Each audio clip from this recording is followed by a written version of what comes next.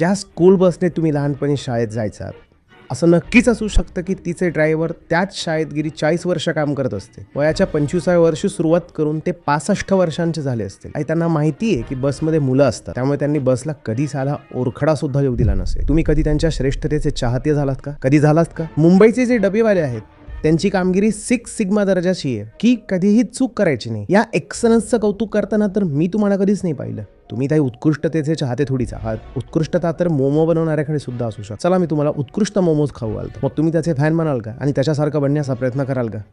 नाही करणार. उत्कृष्टता तर मालिश करण्यामध्ये सुद्धा असू शकते. तुम्ही बनाल का उत्कृष्ट मालिशबाज? नाही बनायचं आहे तुम्हाला, कारण गोष्ट दुसरी काही नसून समाजात तेवढी प्रतिष्ठा आणि तेवढा पैसा नाही आहे. एखादा चित्रपट येईल ज्यामध्ये नाना प्रकारची VFX लावून घाणेरड्या कथा असते, तुम्ही त्यांना हिट करून द्या. रंगभूमीवरचे जे कलाकार असतात त्यांच्याकडे ना तेवढी प्रतिष्ठा असते ना पैसा. तुम्हाला थिएटर आर्टिस्ट बनायचं नसतं.